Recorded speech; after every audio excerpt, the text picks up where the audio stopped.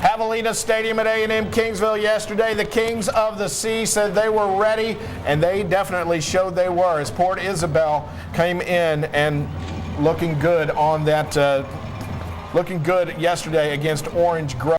Tied 7-7 in the second quarter when the play that changed the tone of the game came here. A punt by Port Isabel, muffed by Orange Grove, recovered by the Tarpons, and that set the entire offense in motion. The very next play, Juan Aguilera busts it outside to the left for a 26-yard touchdown.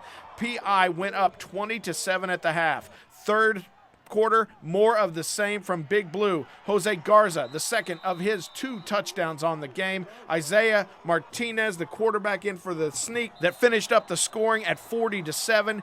The Seawall defense, the story of the game, holding Orange Grove, usually a 465-yard per game average on offense, to only 140 yards and only 1 score in a big 40-7 win over the Bulldogs.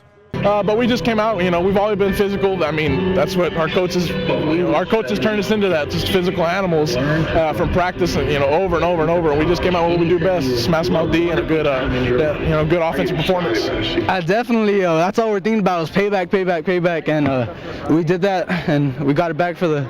Well, I was very proud of the kids. They came out and played very well. They got after them, and they were physical, and that's what we wanted to do, and that's what we want to be, and I'm extremely proud of their effort today.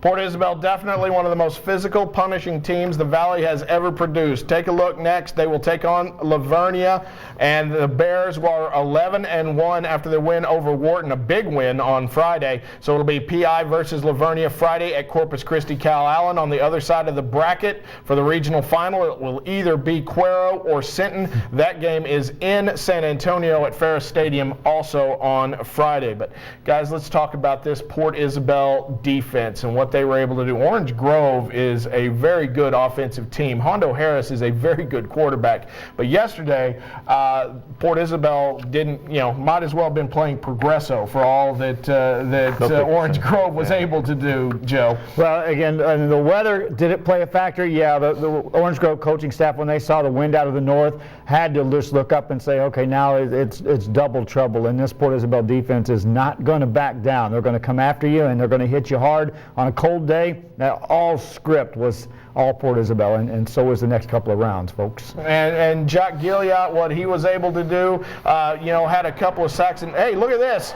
It's a touchdown for Jock Gilliott. Yeah, a little. They said they had it in the playbook. Jock was happy to get a touchdown there as the alpha male, as he calls himself, and everybody else at the school calls him, was able to come up with a couple of big sacks in this game. Look at the way he just pressures Hondo Harris, just all over him, going through 2 blockers and taking him down. Gilliott had an unbelievable game yesterday, as did the entire Seawall defense. Defense, the name of the game, Todd. We talked about Sherryland's defense. We're going to talk about Edinburgh North's defense, and PI's defense might be the best of the bunch. It's possible compared to 3A to 5A. Yeah, they were unbelievable, and all they needed was that spark, and they got it. And the defense, I mean, most of the time they've been playing these ground and pound teams that you see in the Valley. They played a few spread teams like Rulia, and now a true spread team like Orange Grove. They shut them down just as well. So who can't this defense stop in Region 4 is the question, and it's probably nobody. Yeah, and who can't they score against with this? Yeah.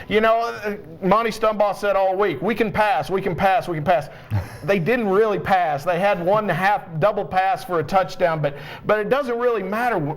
Joe, you got Lasoya, he goes over 1,000 yards for the year yesterday.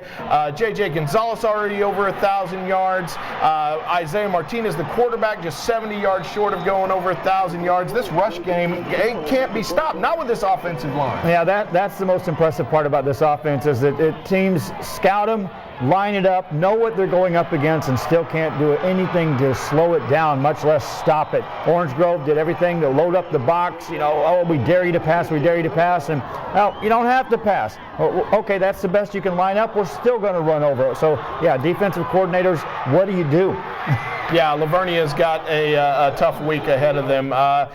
And you guys think Lavernia is going to be the end of the road for Port Isabel, Todd, or is the trip for 6 get halfway there with number 3? I think this might be the toughest game in the region. Cuero and Sinton at the top. It looks like I think PI would beat either one of them. This is going to be their you don't want to put them in the state semifinals already, but this is the test. I think this is the big one to get past. Well, I think what you look at is the points scored, but I did against Orange Grove. Orange Grove was putting up some prolific numbers. The last 5 games, they've outscored their opponents something like 270 to 20.